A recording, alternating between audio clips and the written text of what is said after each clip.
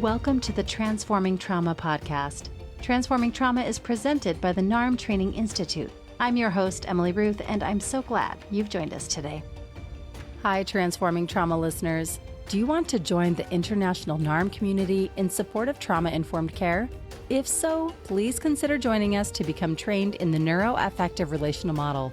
We are excited to offer 2 starting levels of professional trainings designed to support those of you working with clients or populations dealing with the effects of adverse childhood experiences and complex trauma.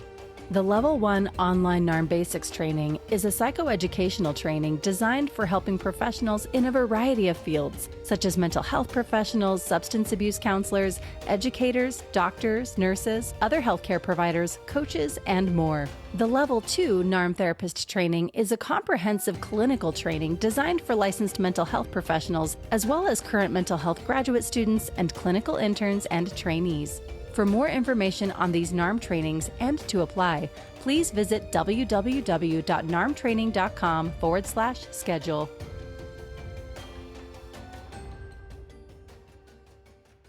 And now for our interview. As a human rights campaigner, Yasmine Mohammed advocates for the rights of women living within Muslim-majority countries, as well as those who struggle under religious fundamentalism in general. Yasmine is the founder and president of Free Hearts, Free Minds, a nonprofit charity that provides mental health support for members of the LGBT community and free thinkers living within Muslim-majority countries where both are deemed crimes punished by execution. Her book, Unveiled, is a polemic memoir that recalls her experiences growing up in a fundamentalist Islamic household and her arranged marriage to a member of Al-Qaeda. In it, she sheds light on the religious trauma that so many women still today are unable to discuss. Yasmine Mohammed is also the host of the podcast Forgotten Feminists, where she has conversations with inspirational women from restrictive religious backgrounds who have fought and who have overcome. She is also a co-founder and co-director of the Clarity Coalition. Please enjoy this conversation with Yasmine Mohammed and Brad Kammer. All right. Well, welcome, Yasmine. I'm so happy to have you here on Transforming Trauma. Thank you so much for inviting me, Brad. I'm looking forward to this conversation. Yeah, I've been looking forward to this for a long time. I've read your book and listened to most of your interviews on YouTube and probably most of your podcasts at this point as well. And I'm sure we'll get into all of this, but maybe we can just start by letting our listeners know who you are and your background, and we can go from there. Okay. Well, my name is Yasmine Mohammed, and I'm a university professor by trade, but by night, I work as an activist supporting mostly women, but anyone who is suffering from religious trauma as a result of growing up in an Islamic community. So, not necessarily in a Muslim majority country. People like myself, I was born and raised in Canada. You mentioned my book. So, in my book, I talk about all of the difficulties of growing up in a fundamentalist religion and an extremist community, even when you're living in a free secular country. It protects you to a certain extent. But as a child, of course, when you're living in your home, you're living by the rules of your family. And so because of that experience, and, eventually I was forced into a marriage with a man who was a terrorist for Al-Qaeda, and got away from him. Once I had my little daughter, I wanted to make sure that she didn't live the same life that I lived. So I was able to get my daughter and get away from him, get away from my family. And then I was in a free secular country. I had just had to get away from all of these obstacles first. And the first thing I did was start going to university. Now, because I'm in Canada, I was lucky enough to be able to get student loans, and there's support for people who want to better themselves in a lot of ways. So I got student loans and started going to university. And in university, I took a course called The History of Religions, and the course focused on the 3 monotheistic religions. And with my mom being an Islamic studies scholar, she was the head of the Islamic studies department at the Islamic school that I attended growing up. I knew I'd have a third of this curriculum down. So I thought, well, I'll take this course. It'll be an easy A, not knowing that it was going to change the course of my whole life. So as I was in that course, 9/11 happened. So I was bombarded both intellectually and emotionally. And by the end of that year, I no longer wanted to identify as a Muslim anymore. And I was quiet about it for many years, very careful, not just because my daughter's father was a member of Al-Qaeda and I didn't know where his connections were. I knew he was in prison in Egypt, so that was good, but I didn't know where his friends were. And of course, leaving Islam, renouncing the religion, the punishment for that is execution. Now, that doesn't necessarily have to be done by the state. It can be done by any believing Muslim. And so you stay really quiet. I never really wanted to talk about my past. But then there was an episode of Bill Maher with Sam Harris and Ben Affleck that, you know, it was like the first time in my life where I felt seen and heard, really. I felt represented. Sam and Bill Maher were talking about people who have renounced Islam are killed in many Muslim majority countries. But then there are some countries like Egypt that are considered progressive, and Egypt does not execute people for renouncing the religion. They put them in a mental institution instead. And so there was Pew Research done in Egypt where they asked Egyptians, do you want to change the laws so that people who renounce Islam will be executed? And an overwhelming number, close to 90% of people said, yes, we want them to be executed. So with my mom being Egyptian and with me having renounced Islam, it felt very close to home that they were having this conversation. And then, of course, Ben Affleck jumped in and started calling them racist and shut down the conversation. And that's what made me feel like if Sam Harris and Bill Maher speaking about this are being attacked simply by virtue of their immutable characteristics, you know, they are straight white men, so they shouldn't have the right to be speaking on a topic that doesn't directly affect them. While I completely disagree with that, I don't think that any powerless groups could ever succeed without those with power being allies. I felt like, okay, well, here I am, a brown-skinned woman from Arab family. I'm going to say the same thing. I'm going to speak about it, and it'll be harder to shut me up, or so I thought. I still get called all the names in the book. But going through the process of writing my book and being approached by so many people around the world, telling me their stories, sharing their experiences, relating to my book, it made me realize that there's so many people out there that need help going through what I had just gone through. And it kind of would give a sense of purpose to what I've gone through if I could help others. And not only that, I felt really, really grateful and privileged to have been brought up in Canada, because I'm getting messages from people in Somalia and Saudi Arabia and, you know, Pakistan and Afghanistan. And I'm realizing, wow, like I thought it was bad. I thought I had it bad, but it's so much worse for people in Muslim majority countries. And then I'm getting stories from people from the LGBT community as well. And that's like a whole other, you know, very dangerous way of living in the Middle East. Yeah. And so people are not free to think what they want to think and are not free to love who they want to love. And so that's why I started the organization, the nonprofit, and I called it Free Hearts, Free Minds, focusing on those two groups of people who, you know, I felt really were not being represented at all, were basically invisible. So I've come to learn a lot about religious trauma, its insidious nature. Of course, for people who have renounced Islam, there's another extra level because it comes with extreme danger. Even those who aren't, you know, in danger of execution, they're still in danger of persecution.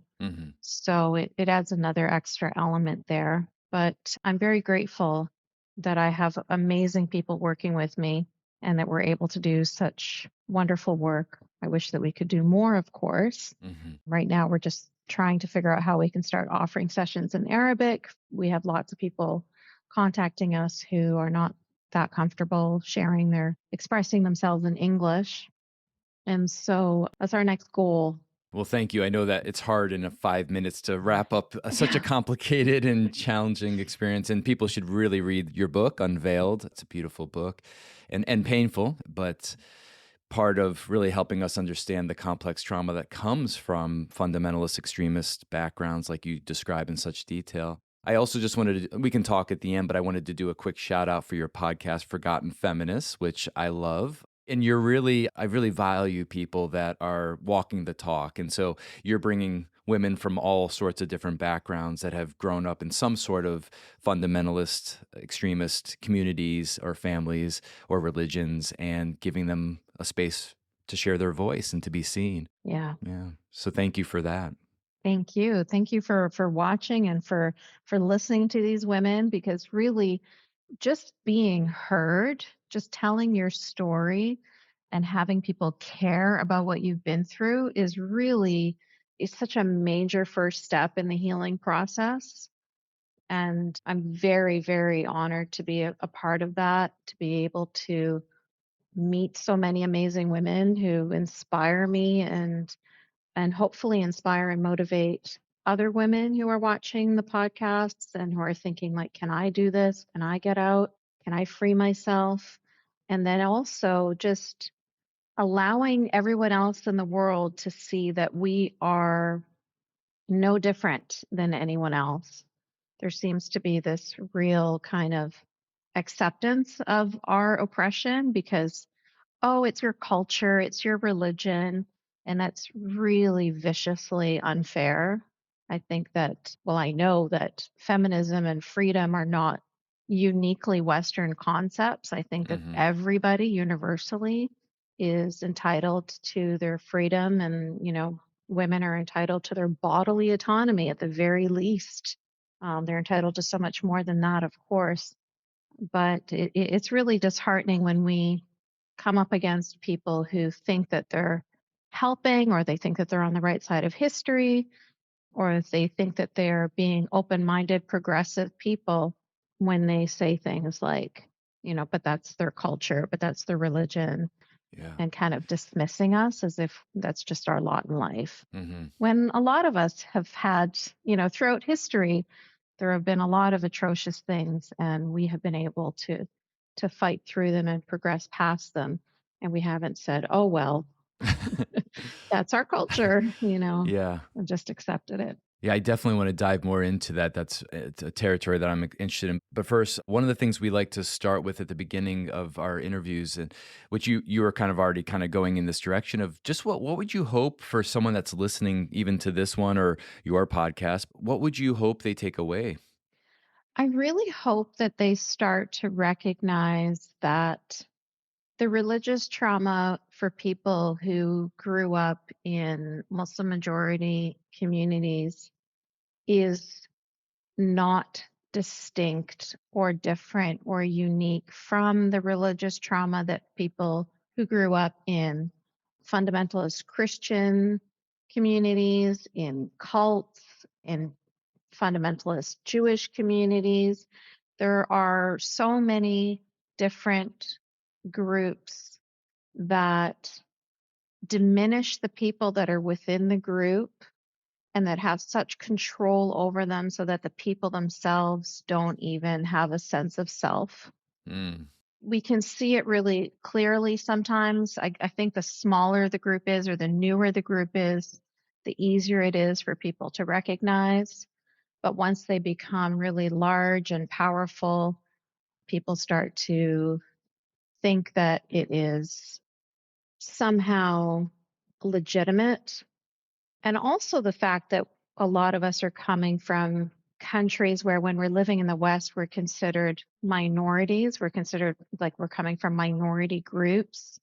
And so we get treated with this bigotry of low expectations, this kind of attitude where when I was 13 years old and I went to one of my teachers about the abuse that was happening at home, and the judge deemed it my family's, basically it's their culture and that's the way they choose to discipline me. And so he turned a blind eye to it and I was just left to endure.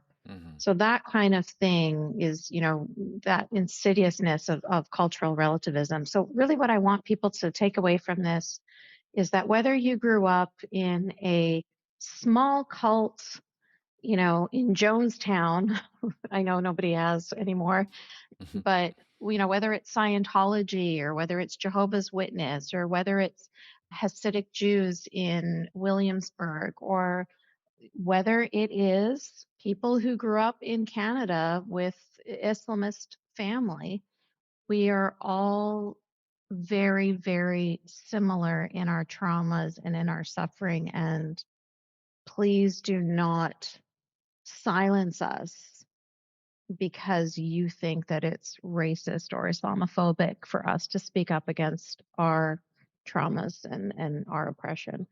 Yeah. Yeah. I'm imagining 80 to 90% of our listeners are progressives and liberals. And that's exactly who you wrote the book for. The subtitle of the book was I can't remember exactly. How Western liberals empower radical Islam. Yeah. Yeah. That's intense. And so I want to kind of unpack that a little bit because, of course, liberals, believe and feel that they're doing good by respecting different cultures and championing diversity. And where does that help us navigate that? It feels like it's a very fine line. Yeah. Yeah. So I'll give you an example for what's happening right now in Canada, actually, because it's all kind of blown up. It's actually blown up in the US and in the UK as well for the same reasons. In Canada, for the longest time, the Muslim community would make all sorts of demands on the school system. Like I work in education, and there's been a lot of work done to get Christianity out of secular schools. We used to say the Lord's Prayer in the morning. We don't anymore. There's all sorts of things like that. When Muslims came in, they started demanding prayer rooms, half a Friday off, things like that.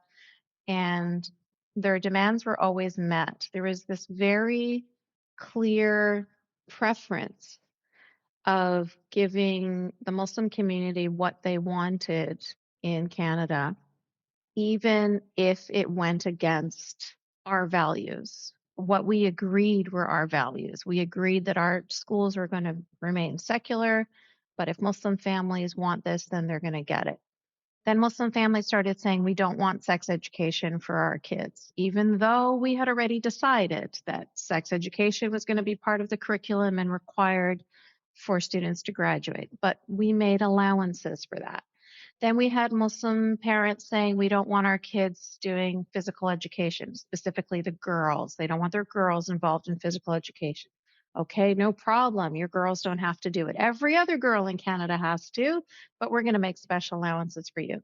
So that kept on happening. And these are examples of the subtitle of my book, Empowering Radical Islam, because the Muslims that are asking for these things are not your average everyday Muslims. These are the extremists. The extremists are the ones that don't want their daughters partaking in PE in school or don't want their kid in music class because heaven forbid they hear music, which is forbidden in Islam.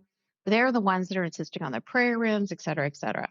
So what ended up happening was the Muslim families, the extremist Muslim families, ended up feeling so very empowered that it's come to the point that in Canada, we really value diversity and inclusion, as I'm sure you must have heard. Our Prime Minister is very clear on that. And there is a lot of support for the LGBT students in schools. And now we have the extremist Muslim parents out there protesting in a very aggressive manner, screaming things like being gay is not okay. And it's like the first time that they've been told no. Every other thing that they wanted to do in our schools, regardless of whether it was a value that we had already agreed upon or not, we made allowances for extremist Muslim families. And now, with this push against any kind of diversity or inclusion in the school systems, it's really come to the point where Canadian Muslims are turning against our liberal government. You can see the same thing happened in Dearborn, Michigan. There was a town hall meeting that erupted with extremist Muslim parents also screaming all sorts of homophobic slurs. You saw the same thing happen in the UK, where parents were ripping down rainbow flags and egging anybody who tried to put up other rainbow flags. And so it's kind of like battle of the minorities at this point. So if this was the Westborough Baptist Church doing this, Mm-hmm. the media would cover it very differently. That's I think your thesis is that it would be handled very differently. Absolutely. In fact, the Westborough Baptist Church would have never felt so empowered because every step of the way they would have been told no immediately. They wouldn't have gotten there wouldn't have been so many concessions and appeasements and allowances for them. Mm-hmm. And that's in my book. I was warning that if you continue to do this, if you continue to capitulate, it's not going to end well for you, because you are empowering them. You are allowing them to feel like they can get away with anything that they want, regardless of what your laws already state. I mean, we had a woman in niqab wanting to go to court. And niqab means covering her face. So we already have laws against, you cannot cover your face. You have to show your face.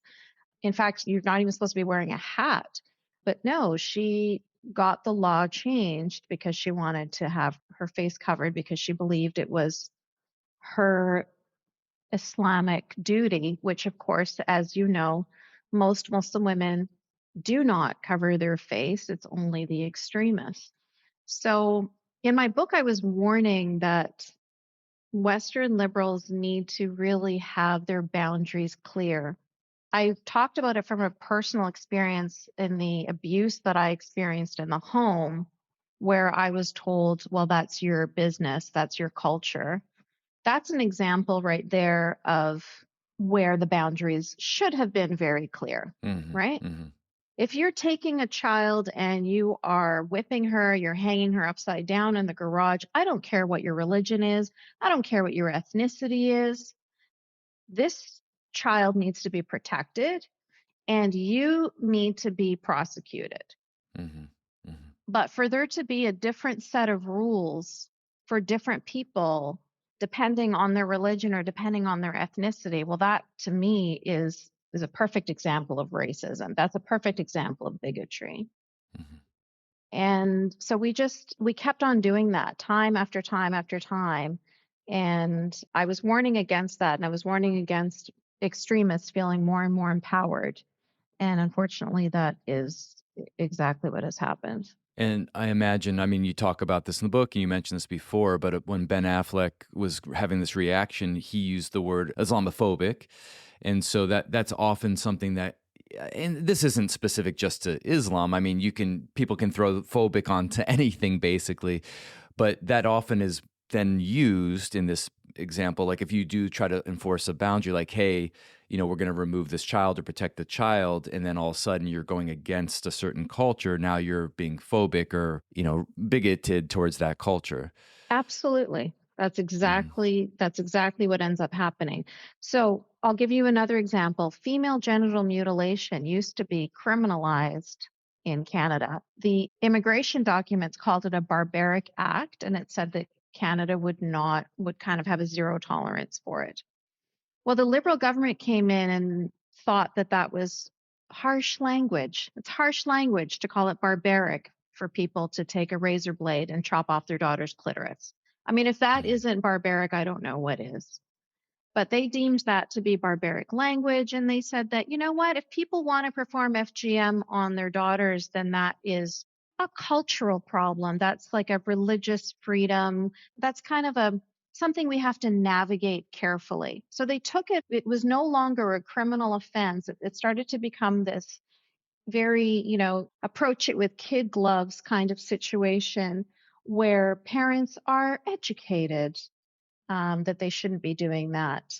And all that does is allow families to feel families who want to do this to their daughters to feel like, well, there's not going to be any real deterrent to me doing this. What's the worst that's going to happen? They're going to put me in a 3-day education or whatever. I'm not even sure exactly what happens with it. I think they just get given a pamphlet, to be honest. There's no real deterrence. It's not like a criminalized activity that will deter them from harming their daughter.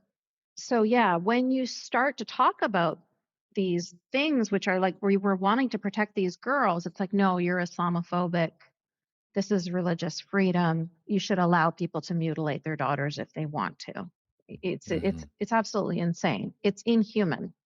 Yeah, and this is where it takes us into this territory of complex trauma, because what I'm curious about from your perspective is like, what's that message that the child internalizes when the society, like, you don't have to share if you're not comfortable, but like this happened to you at 13 years old. Like what's the message that the child internalizes when the people that are supposed to be there to protect you are not protecting you? And in fact, rationalizing it in a certain way that is enforcing or validating the harm.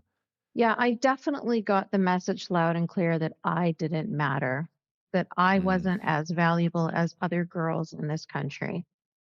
Yeah, it's still really difficult to talk about even all these years later because it's really hard to convey to people how difficult it is to be part of a very close-knit community that is a very us and them community. And then you go to the them to ask for help. You go outside of the community to ask for help. You're really seen as like the way a rat would in the mafia, like just like the lowest of the low. And for me to risk that at 13 years old, knowing that that was going to happen, but still risked it because I really hoped and kind of almost just like believed. I really never thought that this would happen. I was almost positive. Well, I was positive that they would protect me. Of course they would. To have them turn around and say to me, no, you need to go back home because of your ethnicity or because of your culture. We're not going to protect you. You don't matter as much as other girls. It also solidified, it gave evidence to the propaganda, the indoctrination that I was growing up with, which is they hate you. The non-Muslims hate you. The non-Muslims don't care about you. The non-Muslims want to kill us. The non-Muslims want us dead. And so we have to always be protecting each other and all that stuff. So it kind of put me in a position where I had nowhere to go. I had I had no hope. Within the community, I was being abused, and outside of the community didn't care. And so I was. I'm struck how many parallels there is to when you study domestic violence. It's the same exact dynamics of typically a woman that is in a domestic violence situation and being told all these messages about how no one cares and no one will even notice if they're dead and no one loves you. I'm the only one that can do this for you. Yeah. And then sequesters them, disconnects them from people that might be resources or support. It just seems like there's a lot of parallels when you're living in a fundamentalist, community or family to the same exact dynamics of control that we are so, at least in more liberal countries, very focused on helping women free themselves from these situations. Yeah. And then to have all of those things that you were told be reinforced was really difficult to overcome, especially since I was so young. Yeah. Yeah, because you internalize these. This is what we talk about in complex trauma. It becomes just how you believe about yourself and how you go through life. Yeah, absolutely. And people always ask me when I got away from the man they forced me to marry, and when I got away from my family and it was just me and my daughter, they would ask me, like, why didn't you go to a women's shelter? Why didn't you do this? Why didn't you do that? And it never crossed my mind to ever think of getting more help from the Canadian system like that, like for me. Do you know what I mean? Like I didn't think that I I didn't think that they would care about me or my story or my daughter or what I'd been through. It was not important. I would just Yeah. apply for university and apply for student loans just like everybody else. I would just get in line Yeah. because I didn't think that I had any reason to be.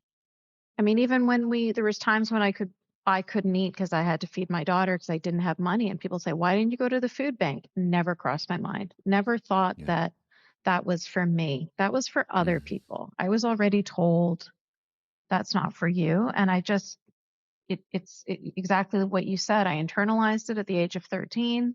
And so even though I was at that point in my 20s, I still believed it to be true. Yeah. Yeah.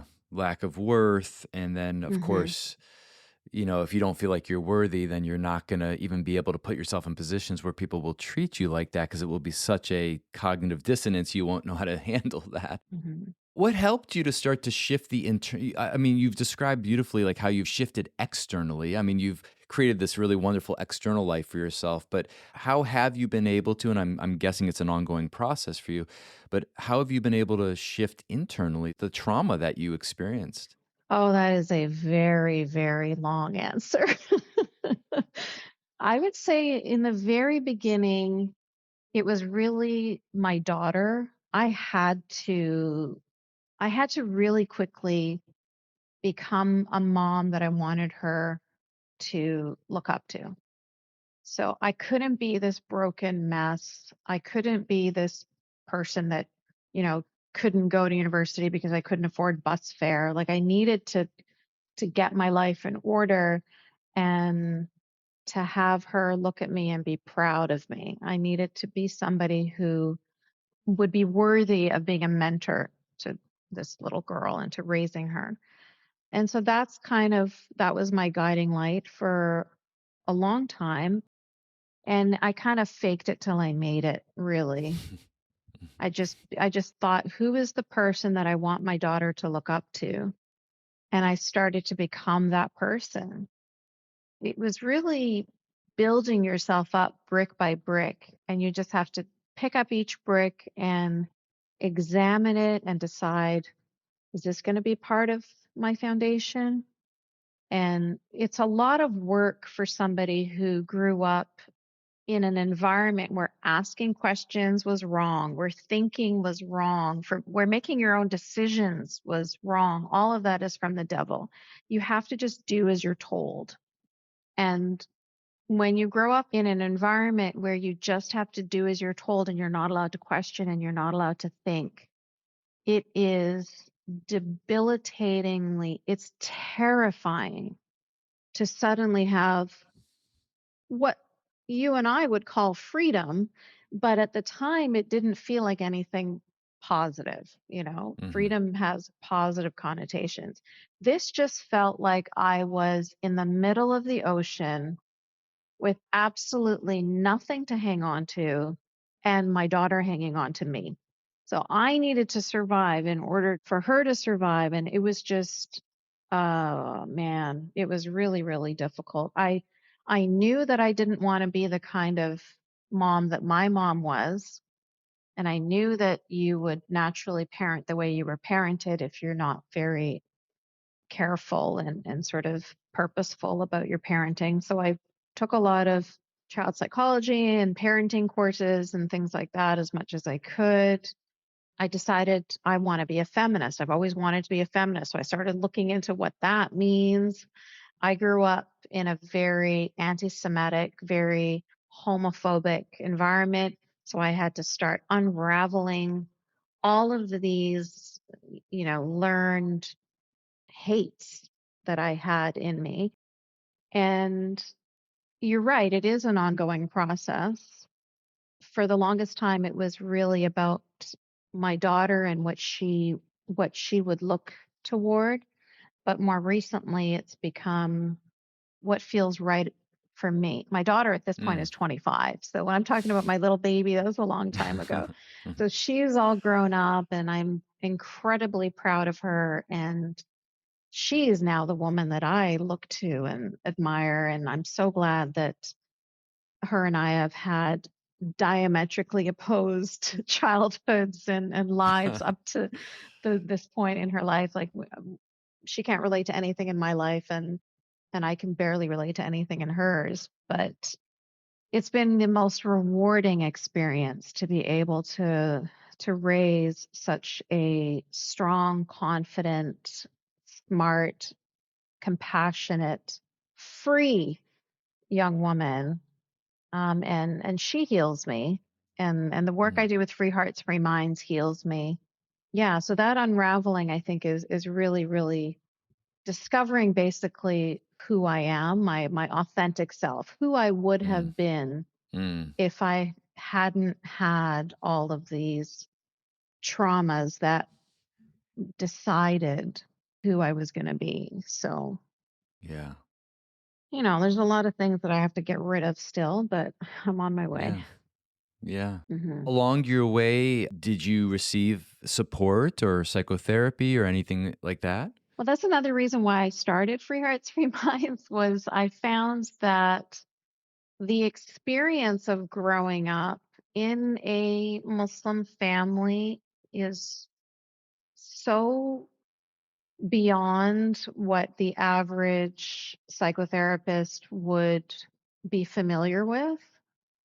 And sometimes I think I had to do a lot of the work on my own. Like I had to do a lot of reading on my own and a lot of discovering on my own because what would unfortunately happen sometimes with some therapists is they would get really interested in that man that they forced me to marry, and they'd be all asking all about Al-Qaeda and, oh, how did you go through, like, about his prison sentence and being in Egypt and the terrorism he was involved in and stuff like that. And it would not be about me anymore. Mm. And I just had just a lot of not so great experiences that it made me feel like that was a gap. There's a gap there. There's people that are coming from these very vicious environments, and there needs to be sort of the cultural and religious background understanding to support these people. Now, religious trauma is much more of a household Yeah. term, but I'm talking about, 15 years ago, 20 years ago, even.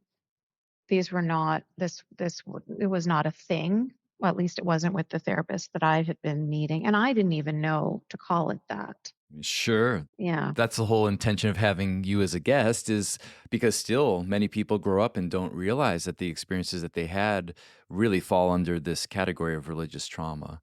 And I know yours is pretty extreme, but I think people, even who have had less extreme, can relate to a lot of the different definitely. circumstances. Yeah.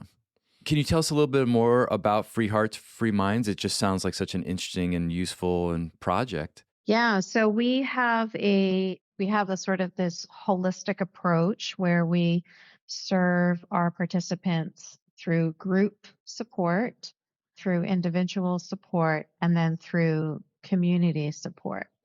So the group support, we have these 8 sessions that we worked really hard on building together. And I should mention right now that 2 of the therapists that were involved in creating that program did grow up Muslim, but one of them did not.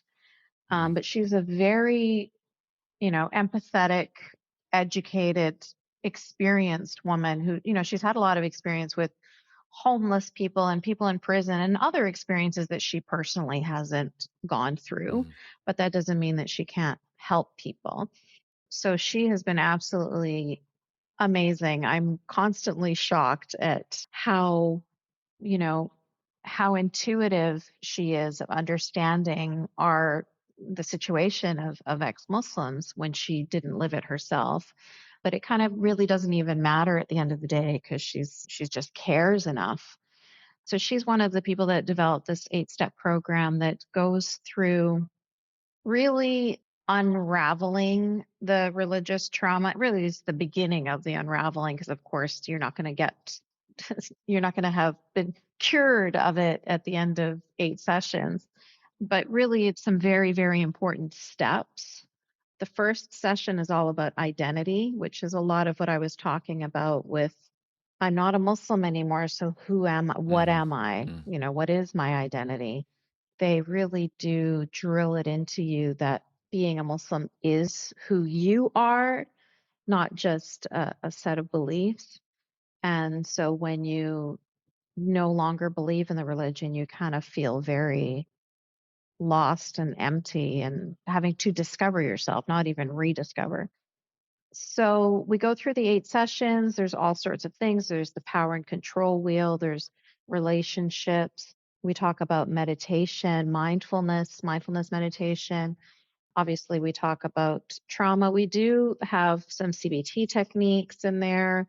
We've got safety concerns, all sorts of different sessions. And then throughout, there are also one-on-one sessions. So whatever we're covering in the group also gets covered with people individually. They may not feel comfortable delving too deeply about their specific situations when they're in a group. So there's that opportunity. But it is important to be in a group as well because Mm-hmm. you're getting to hear other people's stories and relate to it and feel like, okay, gosh, it's not just me. Also, a lot of people are at different steps in their journey too. So some people are maybe further along and they can offer hope to those who are still more at the beginning. And then at the end of the group sessions and the individual sessions, there's then the community where it's kind of like our graduates are all supporting each other. And quite often they meet up face to face. So there's been some meetups in Saudi Arabia and in Egypt and even in Texas. So it's been really great to see that, to be a part of that, to help people along that journey and to make sure that we are still connected, that they never end up feeling completely alone after this is all done, because of course it's an ongoing process for all of us. So this is held mostly online? Yes, it's Yeah. entirely online except for the meetups that happen for people Uh, that are living in the same country. Even uh, that can be quite tricky. You can imagine the mm, meetups in Saudi Arabia and Egypt would be nerve-wracking. But there are people that have met each other, that have known each other online for a while, and obviously we vet people very, mm, very well before they enter the program. And so they feel like they can trust mm. meeting up face to face. And who's eligible for the program? Really, anybody who grew up Muslim. Now, this is really important because we get a lot of people saying, like, okay, but I'm not an atheist now. I'm still spiritual, or Mm, I think I might still believe in some aspects of Sufism, or I'm investigating Christianity. It's fine. It doesn't matter. It's not necessarily for people who are agnostic or who are atheist. It's for anybody who feels like they need to overcome the trauma that they're carrying with them because of the difficulty of growing up in a fundamentalist home or a fundamentalist community, or even extremist societies too, like mm, Iran and Afghanistan and Pakistan. mm. And you said this is also available for people in these countries that are on the LGBT spectrum as well? Yes, Mm, yes, mm, absolutely. So we generally LGBT our clients who are LGBT, or I shouldn't say clients because nobody's paying. Our participants who are LGBT are usually coming from the Muslim majority countries. There is a lot of support in the Western world if you are needing any kind of support and you're from the LGBT community. But in the Muslim majority world, it's very, very dangerous to come yeah. out to your therapist or even to your family or your friends. So most of the people who are LGBT are generally from the Muslim majority countries. Otherwise, it's people from all over the world. Yeah. What an amazing program you've developed. Thank you so much for that. Thank you, Brad. Yeah. Yeah, it's cool. I have a personal question. I'd love to hear your response to this. So I felt nervous coming into this meeting with you, and I want to kind of define why.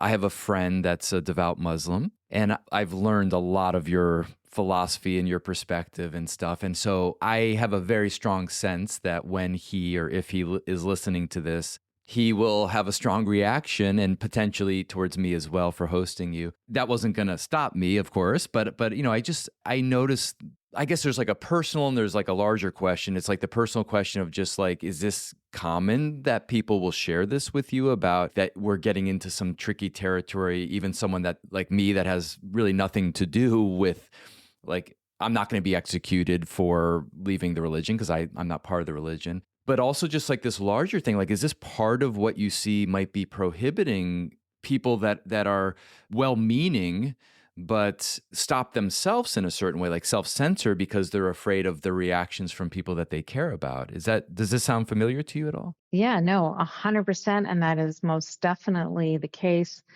I often get letters, emails from mostly Muslim women who are unable to even express themselves with their friends or with their family or with their partners sometimes because they're afraid of the backlash. So, Mm, this one young woman from Morocco was writing to me. She told me, my whole life I thought I had a really chill, open minded family.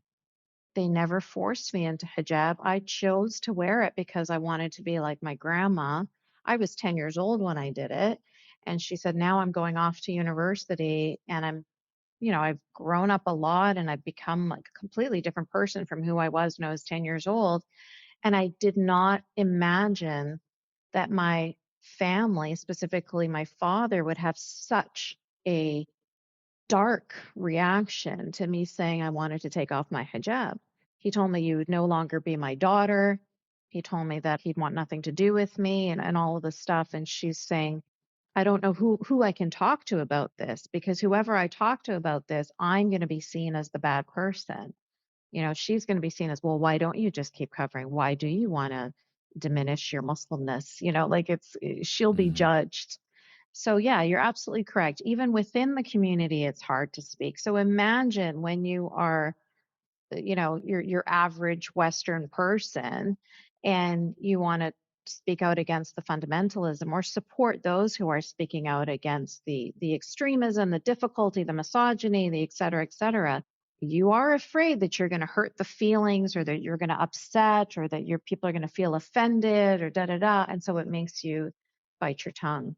So yeah, that is a very common thing. And that's kind of what I was alluding to at the beginning of our conversation, where I was saying, like, please understand that that would be the same as you doing that to somebody who is, coming out of any other cult, like mhm, somebody who had left the Jehovah's Witness cult, for example, or the Westborough Baptist Church.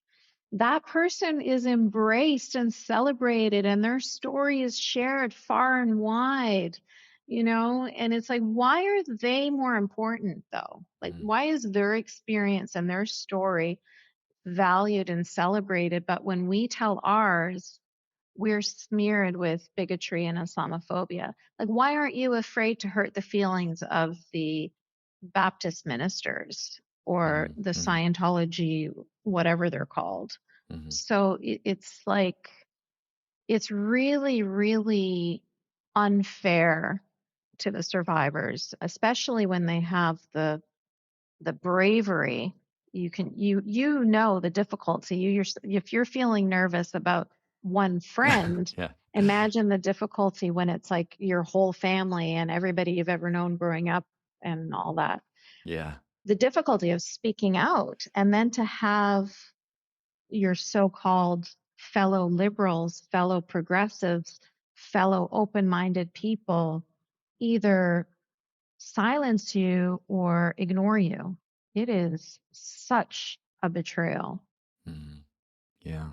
Well, you did all that. You stood up, and even when you were lost at sea with no one there for you, and I just am so admiring of not just that you did that, but that you've continued to again walk the talk and bring this, what you've learned and to all these people. And again, even all these people that haven't been directly touched by it, you've really helped us learn from your experiences. And I believe that your experiences really is parallel to many other experiences just outside of Islam even. And so I think there's a lot of learning here for us, those of us that focus on trauma, how we can learn from people like you to help people that have been through other experiences in communities that have oppressed them and objectified them, and how we help people kind of find their authentic self, which is what your journey, I heard, is all about here. So Yeah.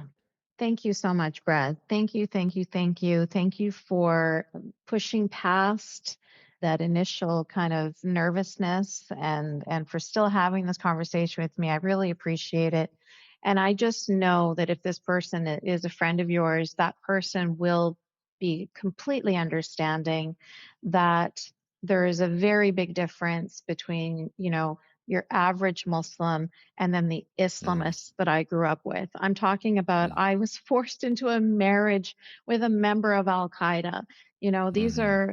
There are extremists within the Muslim community. That is as clear as day. Everybody knows it, not just the terrorism, but also, just the everyday misogyny and the harming of girls that's happening quietly behind closed doors.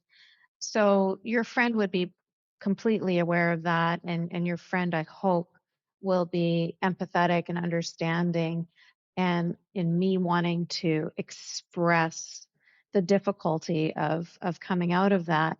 And hopefully your friend is one of the Muslims who is also working against Islamists, because there are many who are working to not necessarily reform Islam, but to reform these kinds of extremist Muslims, and to have their religion, brought up to this century, and to no longer be following edicts from 1,400 years ago, especially if those edicts are harmful to people, especially women, LGBT, minorities, etc.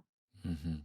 Well, before I let you go, is there any plans for the future, any other projects or anything that we should be aware of that we can look forward to? Well, I am working really hard with Free Hearts, Free Minds right now, like I said, to start the Arabic program. That's really taking up a lot of my time.